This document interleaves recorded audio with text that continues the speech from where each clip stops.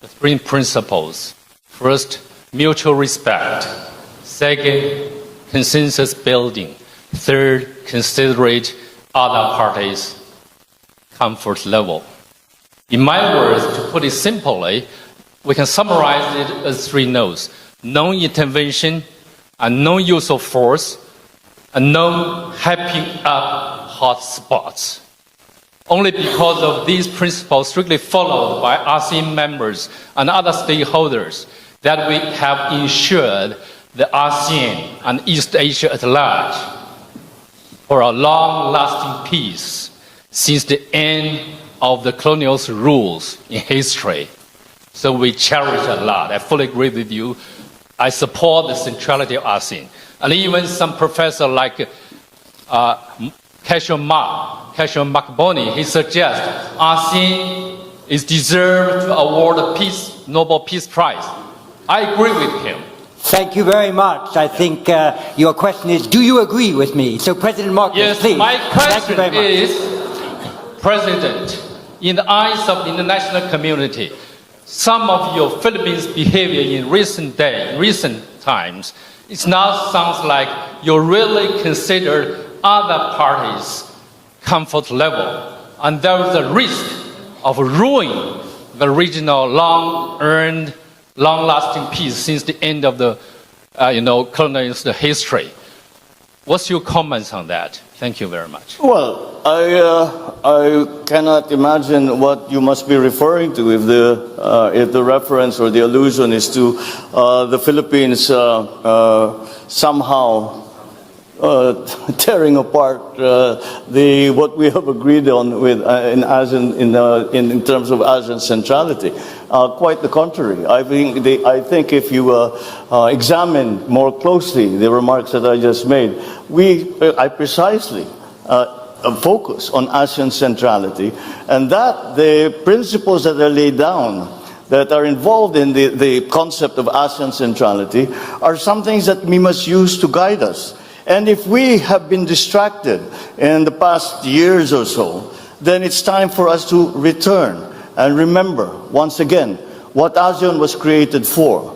And that is to create an aggregation of nations that have very many common interests, and that can be, and that partnerships within that multilateral organization can help each other and help the region. And so the Philippines is still remains true to the principles that were established and upon which ASEAN was born. And I think, as I said, that many of these things we no longer speak of today, but we must, because they are as relevant today as they ever were, perhaps even more so, because the global situation is a great deal more complicated than it used to be before. I would even go far as to say there is no such thing as a regional issue any longer. We have all experienced the unexpected effects of the war in Ukraine, of the conflict in the Middle East, and all of these, and when we talk about the South China Sea, we have to also remember that the South China Sea is the passageway for half of the world trade. And therefore, the peace and stability of the South China Sea and the freedom of navigation of the South China Sea is a world issue. And that is what I am proposing. And I am saying that yes, it is a regional issue, but we must examine and be part of the discussion. We must include all parties in that discussion, because now it is not just ASEAN member states who are stakeholders, and it is quite easy to see that it is in fact the entire world that have become stakeholders in the peace and stability of our region. Dimitri Sevastopoulos from the Irish delegation of two people. Another small country. President Marcos, I'm going to ask you a very direct question, if you don't mind, which is, if Chinese Coast Guard water cannons killed a Filipino sailor, would that cross a red line? And then can you also give us a sense of what are the actions that would trigger a request from Manila to Washington to invoke the US-Philippines Mutual Defense Treaty? Thank you. And I will ask as the last question, Justin Bakisal. If you could stand, I know you sought the floor, and if a microphone were to come to you, you're right over there. Thank you. And the President will then answer both questions. Thank you. You're one of our young leaders from ASEAN, so please go ahead. Magandang gabi, Mr. President. Good evening, Mr. President. My question relates to your vision for the force posture of the Philippines by the end of your term. So the Philippines has always discussed that the defense of our national territory is primarily our responsibility under the unilateral defense plan. So what specific force packages are you eyeing particularly in the next coming years? And what exactly are we to expect after Horizon 3 of the AFP modernization program? Thank you. Thank you. It is what the gentleman is referring to, the Horizon 3 acquisition program, is the acquisition program that our Department of National Defense has just completed. Then we are presently in the process of finding suppliers for all the different requirements that we have to build up our capabilities in the armed forces of the Philippines, and that we are hoping that these acts are just a deterrence, and we, as they say, to work for peace, prepare for war, and it is an unfortunate truth.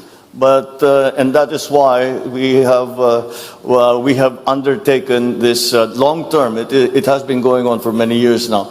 This long-term plan of increasing the capabilities of our military and our civilians, such as the Coast Guard in the Philippines.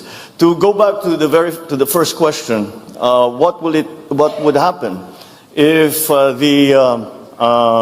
if there was an incident that ended up killing a Filipino serviceman, be they a Coast Guard or in the military and part of the Navy? Well, that would be that would certainly increase the level of response, and if by a willful act on a Filipino, not only serviceman, but even a Filipino citizen, if a Filipino citizen is killed by a willful act, that is, I think, very, very close to what we define as an act of war, and therefore we will respond accordingly. And our treaty partners, I believe, also hold that same standard for when the actions, with the joint action, will be undertaken in support of any such incident in the Philippines.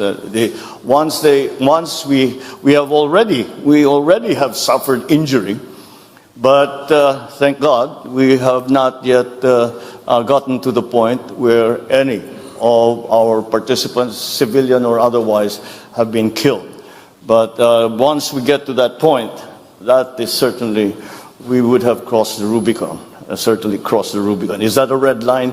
Oh, most certainly it's going to be a red line. We have made a conscious effort to align our definition of our territory and our maritime zones with what international law permits and recognizes. This has been inscribed in Article 1 of our Constitution. As Senator, I was proud to co-sponsor our Archipelagic Baselines Law, which defines the basis of our maritime jurisdictions. As President, I look forward to signing our Maritime Zones Law, which will clarify the geographic extent of our maritime domain. Our efforts stand in stark contrast to assertive actions that aim to propagate excessive and baseless claims through force, intimidation, and deception. In the West Philippine Sea, We are on the front lines of efforts to assert the integrity of the UNCLOS as a constitution of the oceans. We have defined our territory and maritime zones in a manner befitting a responsible and law-abiding member of the international community. We have submitted our assertions to rigorous legal scrutiny by the world's leading jurists. So the lines that we draw in our waters are not derived from just our imagination, but from international law. We have on our side the 1982 UNCLOS and the binding 2016 arbitral award, which affirms what is ours by legal right. In this solid footing and through our clear moral ascendancy, we find the strength to do whatever it takes to protect our sovereign home, to the last square inch, to the last square millimeter. The life-giving waters of the West Philippine Sea flow in the blood of every Filipino. We cannot allow anyone to detach it from the totality of the maritime domain that renders our nation whole.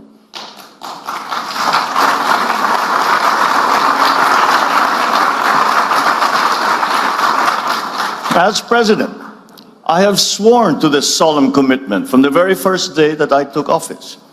I do not intend to yield. Filipinos do not yield. Ladies and gentlemen, we are not only unyielding in protecting our patrimony, our rights, and our dignity as a proud and as a free country. We are also firm in our commitment to regional and global peace. We renew this commitment at this turbulent juncture of our history. I will repeat what I said at the United Nations almost 2 years ago. Amidst challenging global tides, an important ballast stabilizes our common vessel. Our open, inclusive, and rules-based international order is governed by international law and informed by the principles of equity and of justice.